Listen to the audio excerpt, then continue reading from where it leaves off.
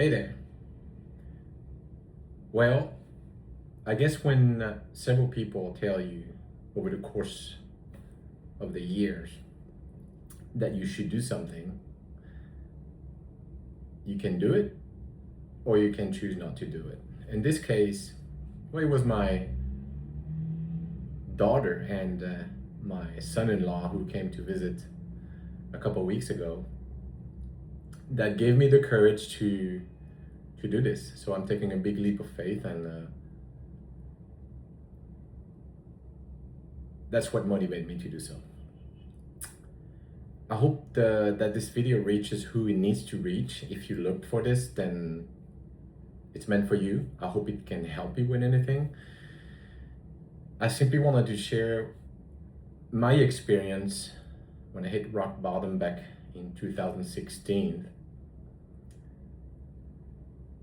I hit the lowest point of my life, and when I look back at this journey and I look where I stand today, grateful, confident, unafraid like I was,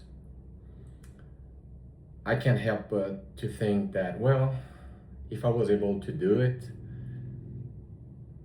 why not someone else that is right now going through a rough patch, no? So like I said, this journey started back at the end of 2016. I was bankrupt. My business was closing. That was 6 years after moving out of Tennessee with my 8-year-old daughter. I hit rock bottom. I just didn't know what I was gonna do, so. But I guess when you hit the lowest point in your life at 30 years old, you have to stop and you have to think, do I wanna keep going? Do I wanna stop? Well, in this case, I chose to keep on going, and I hope you will do this. I hope you will do so as well. My name is Vivi. I'm a retired medic, firefighter, 911 operator.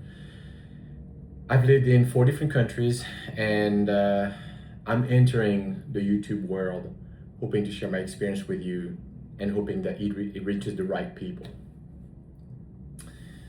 So all of this started when I moved from Tennessee back in 2010. You know, right after the crisis and all that. So I decided just to come here after being fired from a 911 dispatch job that I had, simply because the county was cutting resources, etc., etc. And the last ones that got hired, well, got fired, and I was one of those people. So, and somehow, you know, and when your parents insist for you to move back to Europe, where I'm originally from, they've been insisting for the last few years, and things are so dark in your mind, then you decide to do so.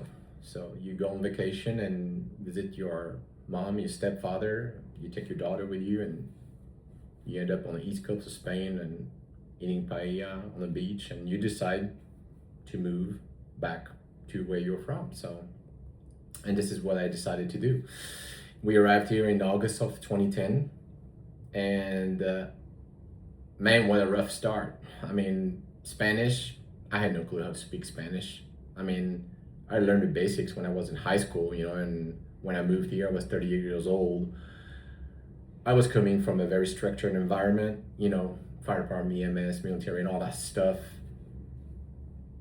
It tells you what to do, when to get up, when not to get up, where to put stuff, where to, you know, how many pencils to carry, how many needles you need in an ambulance, or where to put your life pack to find stuff the easy way, right? So this is where I came from. So, and I came here.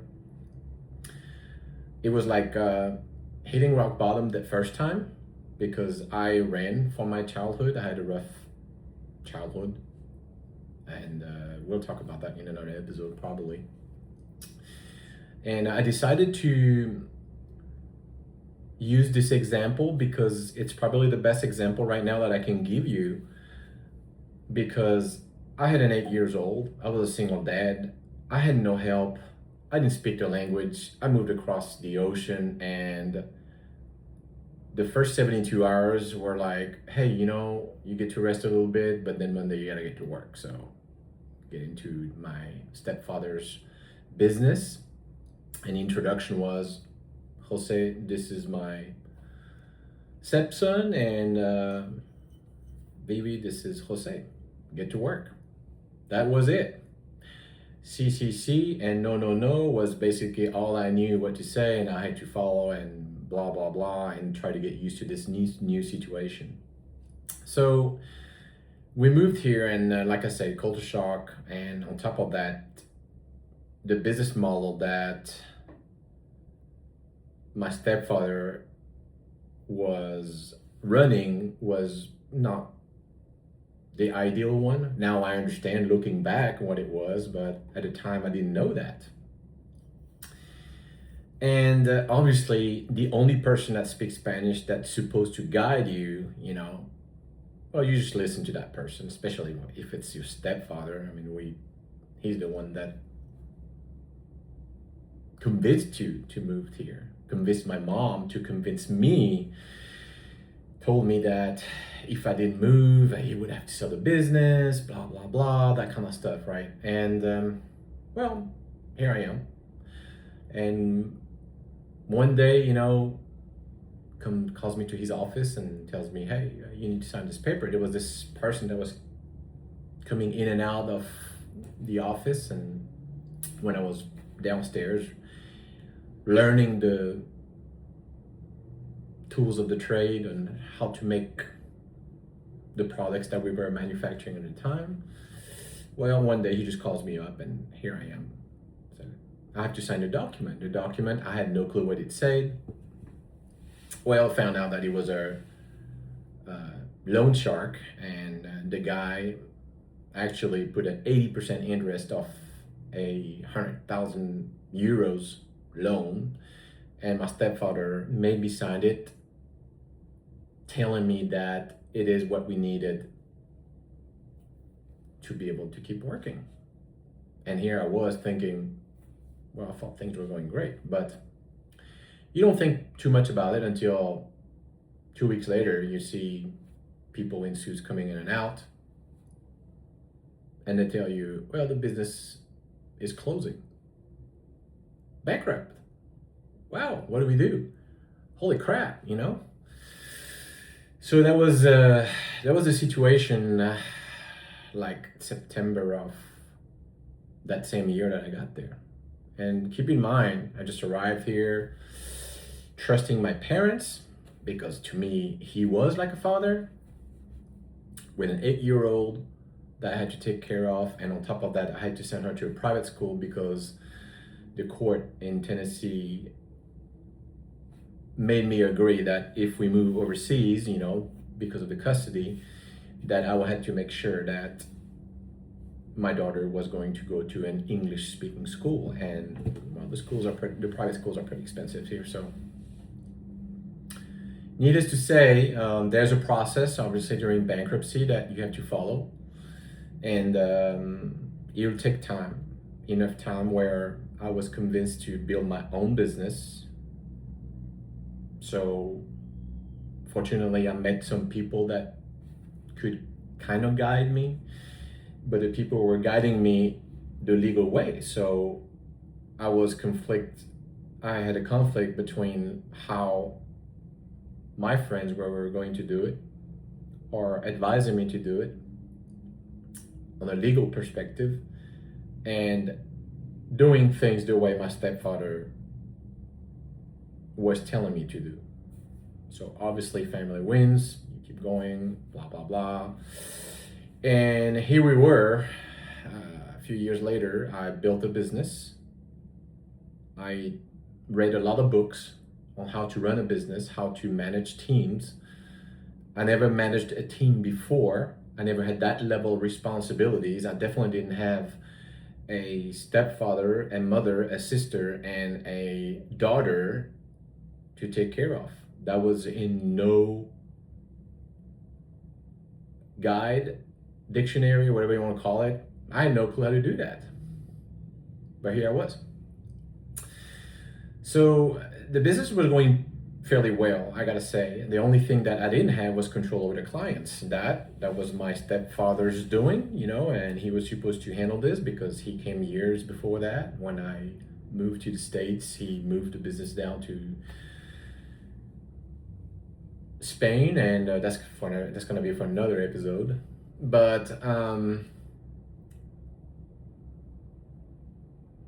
here I was running this business, and one day we got a phone call from a company much bigger than us that was doing really good, that was looking for the products that we were manufacturing at the time. So, needless to say, to skip over the details, that would turn out to be the company that I now today work for. And this guy was really cool. I mean, I met the CEO of the company and we clicked instantly. I mean, this guy had an energy that, oh man, you just want that person in your life. You want that person in your life. His name is Jaime, and I never thought that things would turn out the way they did. We started as a normal buying selling relationship, and it started to grow. Things started doing okay. I had to get loans for to invest in a company, invest in machines, etc., etc. And don't forget that I didn't have no training about that. I just really believe in what I was doing. I really believed that the products that I was manufacturing at the time was the best products, and I needed such and such amount of money for this machine in order to optimize resources, etc., etc., with no formation whatsoever, no class on how to run a business. However, when you don't know how to run a business, comes a time where you still got to pay the bills, no matter whether you sell more or sell less. And in this case, we were actually going downhill. I didn't know that. I was an expert in numbers, etc., etc. And looking back today, yeah, I should have probably invested more in my education, maybe finished college. And the irony was, and I went to college in Tennessee, it was for business management. But like I say, life takes sometimes a course where you just want to do something else. And my thing was, I wanted to help people, and I wanted to be in the fire department. I want to be a paramedic. I wanted to help. I want to help. I want to help. And I help everybody but myself. So that's a little quote that we'll come back to that later on. Anyways, at the end of 2016 is when we hit the lowest point as far as numbers were not doing good. The next year was going to look bad. We didn't have, it was rough. I mean, I just didn't know how to manage that. So all I know is that at the end of November, I decided to meet with Jaime and tell him the truth, because he became my main client.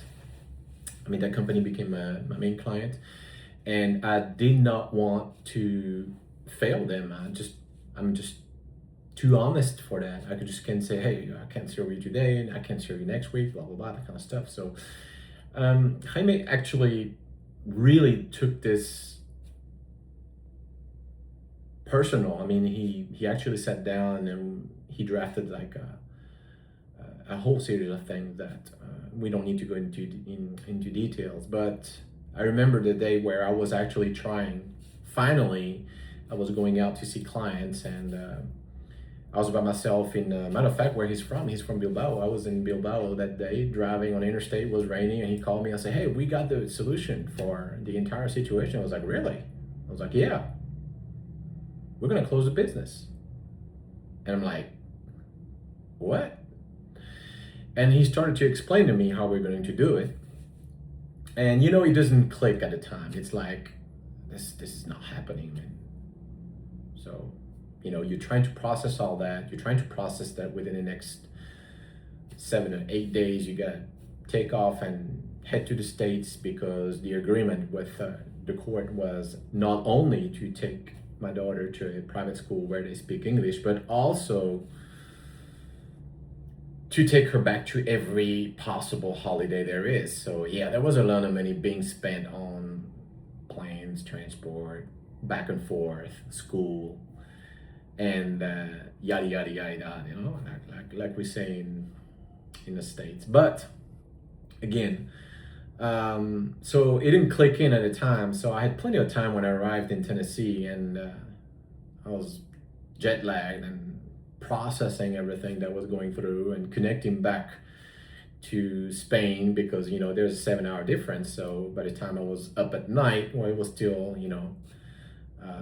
it was already probably afternoon here or right close to noon or whatever. So they were right in the middle of the business day. So I had those meetings online with them, and so we said, okay, well, all right, let's do it. So we started the process, and that was like around Christmas time, right around Christmas time. And I remember arriving on the 28th of December, coming back to Spain right after Christmas, because we needed a small period, for my daughter to get back on her feet before going back to school. And usually here after the Kings, which is the actual Christmas here in Spain,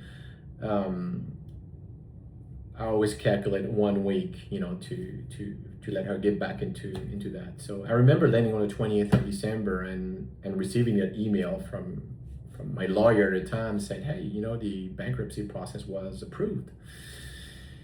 So it hit hard, man. It hit hard. 3 days later, it was New Year's, etc., etc. So I was not in a festive mood. So we started the process.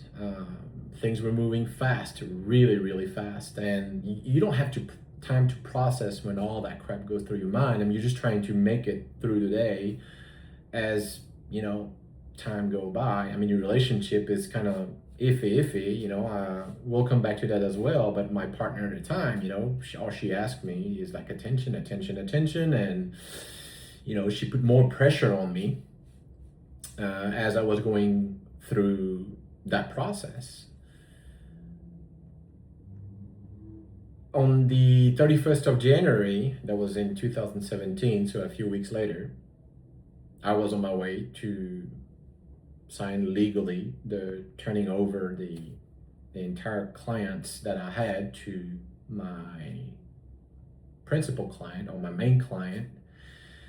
And it was just kind of strange because that even though you don't have anything set in stone, even though the company that promised you a job didn't give you anything in Britain, didn't promise you anything, it's just, talking about it and that's it. So you have to pretty much, I want to say, really try to believe. You have doubts, you're full of, fear. I mean, everything goes through your mind at a time. And Jaime at the time, I think, knew what was going through my mind. I had so much going on that I didn't have time to process all that stuff. But on the way to our lawyers, he just said, oh, well, yeah, it's just, it's a formality. I mean, don't worry about it. I mean, and I asked him, I said, hey, do you mind making some kind of contract for me to, to have some kind of safety net or insurance, that I'm going to have a job once I close my business, because, my employees, everybody would, get unemployment, but I had nothing. I was self-employed. So when you get, when you're self-employed here, you don't get unemployment. Tough. That's how it is. And he said, man, you have to believe in what I tell you. I believe, all the experiences that we've gone through together is enough for you to be able to believe in me. He says, it's just like your stepfather, your father, he called me, even though he's not my father, but he called me my father. It's like your father yesterday. He came over and gave us the recipe of the products that he was like, and man, that just hit me hard. I mean, I was telling my stepfather like a week before that how to transition, how to give the recipes and gradually generate an income because that was the only safety net. This is a recipe that he has protected for 32 years, and here he is,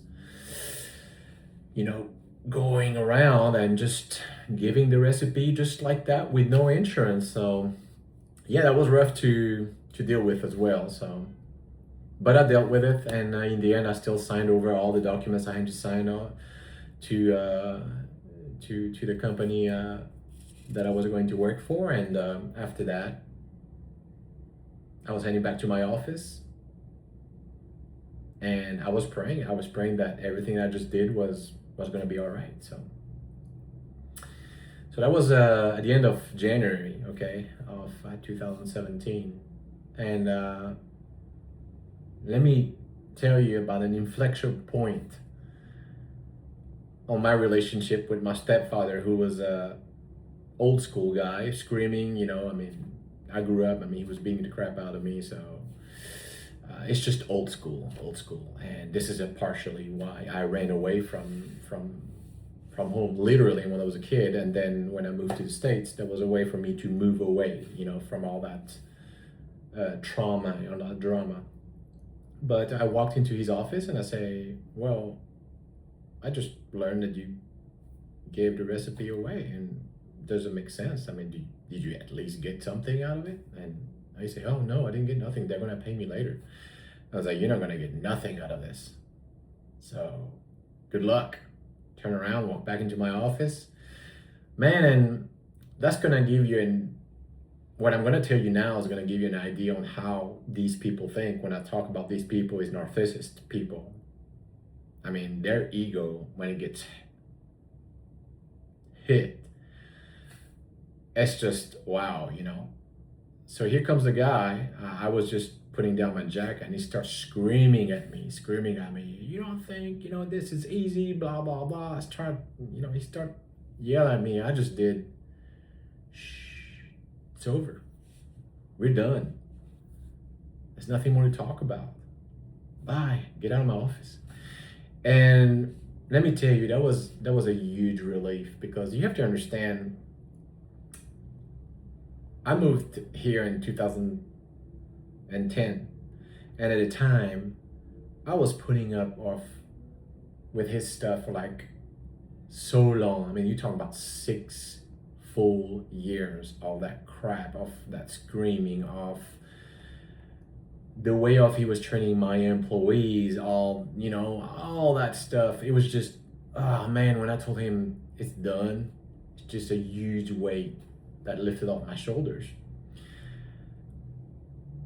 And your adrenaline pumps, you know, and no matter how strong you think you are, when you have a emotional attachment like this, like with these people, with a narcissist person, with I won't say psychopath sometimes, you know. We have so much to talk about, but this is just the first episode, so I don't want to drown you in information. But the whole family suffer from that, still suffer from this today, and we are in 2026. But be able to get that off your chest, oh man, it's huge. So this is why it's important to deal with your emotions properly. And we're going to get to the interesting part now, because you think, oh man, this is no big deal, it's just bankrupt and all that kind of stuff, you know, blah, blah, blah. You didn't hit rock bottom. Yeah, I did. I'm about to tell you what happened after that. So we signed over to clients, like I said, and then, part of this agreement was that I was going to bring some of the people who I work for today, you know, but my future co-workers, but still weren't co-workers at the time. I had to bring them in and teach them how to manufacture a product that we were making at the time. So I did.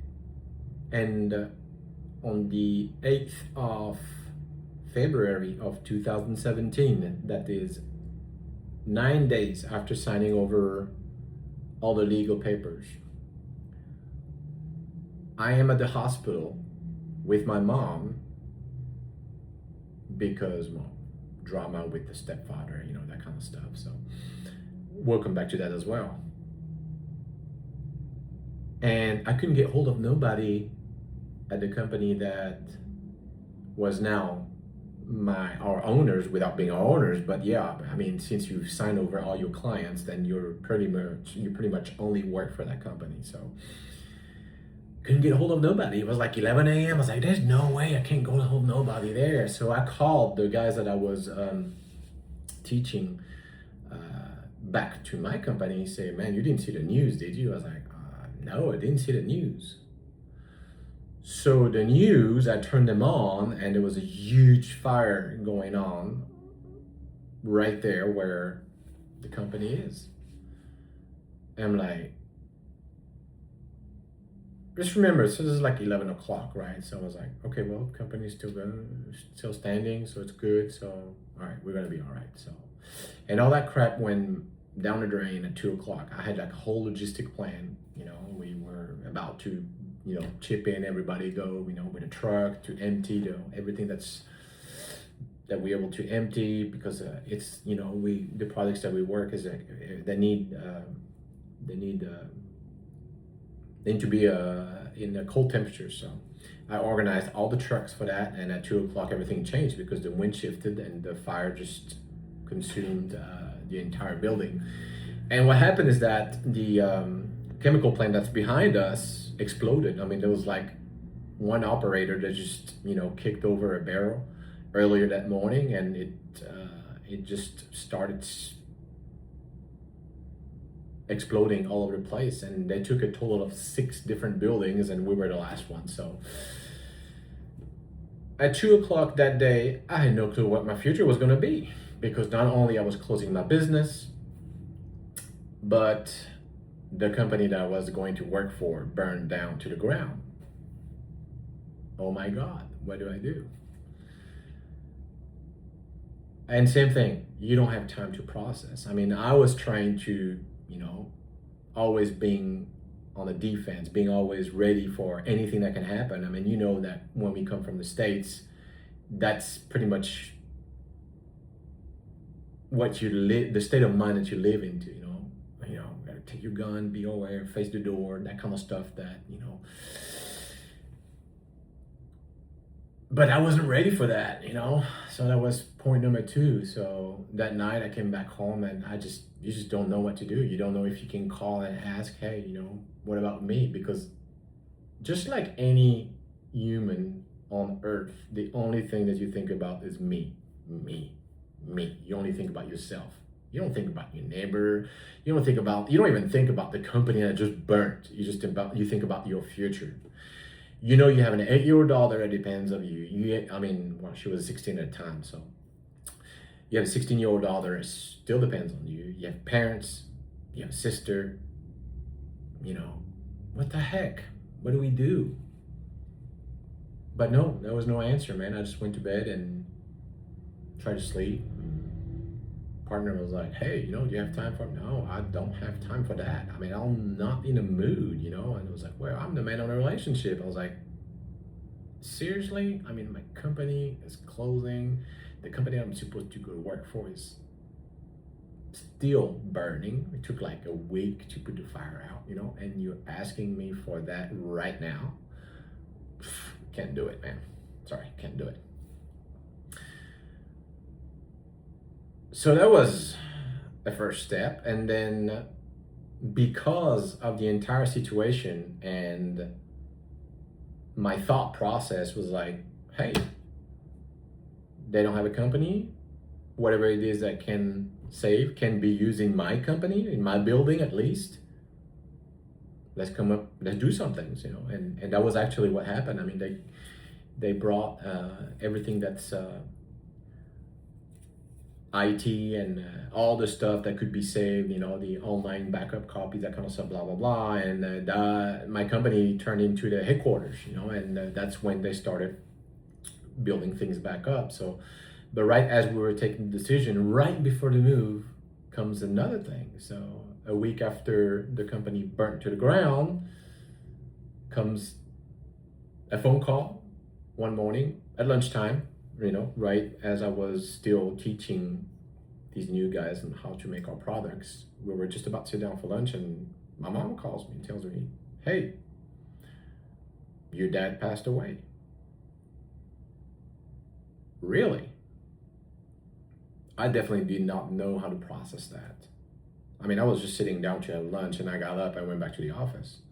It was like, autopilot. I don't know how to describe that moment, but that was me at the time, so I didn't know how to react to that autopilot. Got up. Oh well, gotta get to the office. My dad just died, my biological dad, and everybody looked at me. I was like, did he just say that his dad just died? I was like, yeah, and I was going back and forth, and I finally sat down. And my mom was telling me, hey, you need to go to Laos to the funeral, and I'm like, how in the world am I gonna go to? I'm closing the company. I don't even know if I'm gonna be working in the next company I work for. I still have people to teach. I have my daughter that's here. How do you want me to go to Laos for a funeral? And my dad and I haven't been close for a long time because he up and left when I was 16 years old. But we kind of touched base every now and then. But anyways, long story short, he passed away. So, okay, here's the third strike. What do you do at that point? Well, man, you don't know. I mean, you don't know what to do, and you just exist at that point. You're just on autopilot, and that's exactly how it was for me. But then comes the fourth.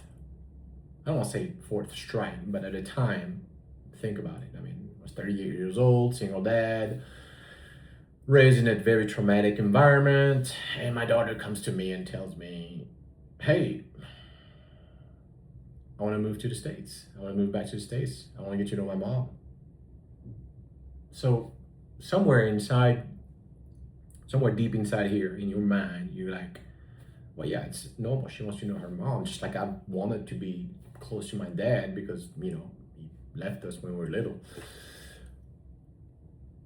But on the other hand, you just saw all that investment that you did, all the sacrifices, everything that you had to pay to battle for custody at a time when she was little, because I had custody of her since she was 3 years old.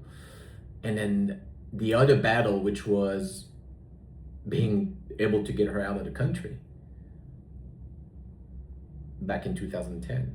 And 6 years later, she comes and tells me, 7 years later, she tells me, hey, Dad, I want to move and get to know my mom. So it was a big slap in the face. I mean, we had a long sit down and we talked and we had a long conversation. We sat down and just like a father and daughter, and I explained to her why we moved to Spain. And we cried, both of us. And I said, well, I was really open about it. I took the entire divorce file that I've been carrying around for years, and we went through all of it. And I explained to her, these are the reasons why. This is why I did that. This is why I protected you, and this is why we are here. Now, we can talk about this in 2 weeks, and you tell me if you still want to go, then I'll make sure that you get to go. And so it was. It was decided that she would move back in June. So I can't remember if it was May or June of 2017. So a couple months later, a couple months after all that drama happens. Meanwhile, I was getting to know all my new co-workers without being in a structure yet, because we were still closing my business, but we're still operating. So it was kind of a pretty cool mix at the time, And in June, we decided to close everything, and Megan moved to the States, and there I was alone. For the first time in my life, I was alone, completely alone. So the reason why we get to this is because when you get to that point, you close a business, your father died, your daughter tells you that she wants to move away, and the company that you're supposed to work for doesn't give you any guarantee that you're going to be able to work for them. What's left? At the time, I was just existing. My girlfriend at the time was definitely not understanding, and like I say, no matter what happened over the course of those few rough months, she expected me to perform, and I wasn't performing, as you can imagine. So I decided to break up with her. And that's probably the best decision that I did, though at the time it was not a failure, But yeah, when I, came to my new boss's office, and I told him, hey man, I'm going through a rough patch. Just broke up with my girlfriend because couldn't do it anymore, and this is not working out. And his reaction was that, oh man, I'm sorry for you, man. I'm not, no, that was not a reaction. His reaction was, what a great opportunity. And I'm like, oh, wait, what? There was a wake-up call. And today, I'm grateful for that reaction, because this is pretty much what shook me at the time and got me out of my normal way of thinking. So yeah, I broke up, my daughter moved, and I had time to myself now. I didn't have responsibility to raise a child, not a direct responsibility, because everything that I was doing, I've been doing for the last 16 years now. We agreed with my ex-wife that she was going to do so. She was taking care of our daughter. She was going to make sure she finishes high school, and she was going to put through college. So, like I said, I could have gone really much further down the drain and ended up like my best friend did. I think he went through a lot of stuff mentally, and we never got to talk about this because, well, he took a decision that was irreversible and made that choice, and he's no longer with us. That's another story. So I had to look at myself in the mirror and say, well, what do I do? And well, I'm gonna tell you what is it that I did, how I started, and well, maybe you can use something out of it. I started walking. When I had doubts, just went out and walked like for half an hour, walk for 35 minutes, work for 45 minutes, etc., etc. And I started reading. The first book that I started reading was The Morning Miracle. And I went from getting up at 8:30 in the morning or 9 o'clock to waking up at 4:30. And that's how it went on for the following years. From walking, I went to doing other things, other different type of sports, swimming. I started riding mountain bikes as well. And I started actually to enjoy life. I didn't have a specific coach at the time. I mean, when all those bad news hit at the beginning or at the end of 2016, beginning of 2017, yeah, I mean, I needed help. I needed some professional help. And back then, I started going once a week to a psychologist, and it did me some real good. And then I also went at the time to an emotional therapist that made me understand what are emotions, where are the emotional blockages, and how to manage those blockages. And I went to a total of 3 sessions with him, and combined between the 3 things combined, which is psychology, sports, and emotional therapy, I slowly got back up on my feet.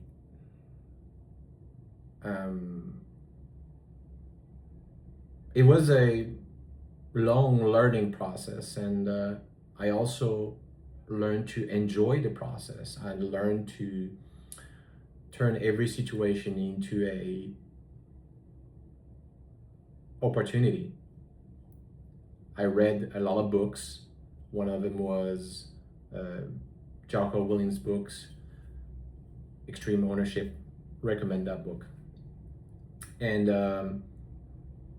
I had different virtual coaches. I started listening to Jay Shetty, was my starting point. Then I went to Tony Robbins. From Tony Robbins, I went to Mel Robbins. From Mel Robbins, I went to other coaches. And the irony of all of this is that when I started opening up as a person back in 2021,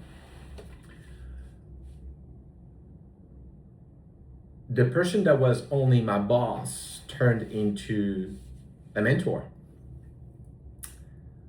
When you start working on yourself, when you start to try to understand who you are, to try to understand why you react the way you do to certain things, certain situations, to start to understand why your relationship don't last more than 2 years. When you try to understand why you are always angry, always, up and down, up and down, up and down constantly, and you look into this and you start applying a certain methodology to get out of that loop, that is when you started enjoying life.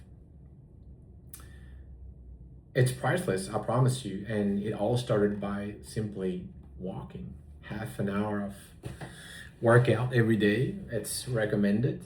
I definitely recommend that. I mean, I do that several times a week, more on the weekends, obviously. I started eating healthier.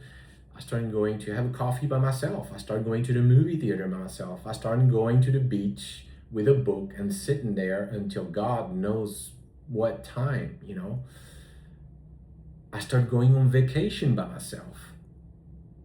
And it's all right. So when I look back today, the person that I was, which was the guy who was rescuing everybody. I mean, God knows I have stories about trying to help everybody. Today I look back and I understand why I did it. I understand what were my needs at the time. Stuff I didn't have during my childhood, stuff that I didn't have from my parents. I understood my fears, everything that was going wrong with me, and I slowly started to shape into something that turned me into the person that I am today. And I think it was a great journey. I think I learned a lot from this. So what I'm trying to say with this message is, no matter what the situation is, I know it's tough. I mean, at the moment you're going through, you see it that way. This is the only thing that you see. This is what sucks your energy, your attention, your money, anything. It's totally normal to feel that way. So don't beat yourself up about it. My recommendation is seek help. Don't be afraid of asking for help. I was the type of person that still am sometimes, afraid to ask for help. It's like, oh no, don't need to ask.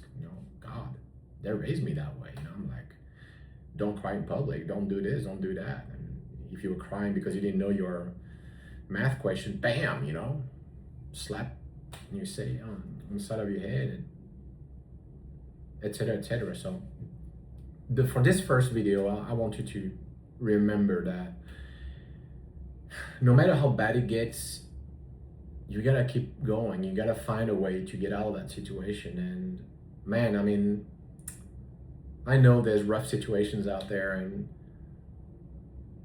I'm very aware that life can be very unfair sometimes. But today I look back and all I can say is, well, before judging anybody or anything, I look at myself first. I have no clue if this is gonna help you. I hope it does. Whoever you are, I really hope it does. I just wanted to share something that I thought at the time was dramatic. I mean, for me it was. But I also wanted to share the most important part that I got out of this.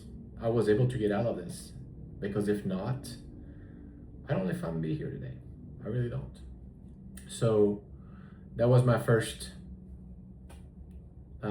experience sharing a video, and I'm about to upload it online. I have no clue I did. I don't know how far it's gonna go, but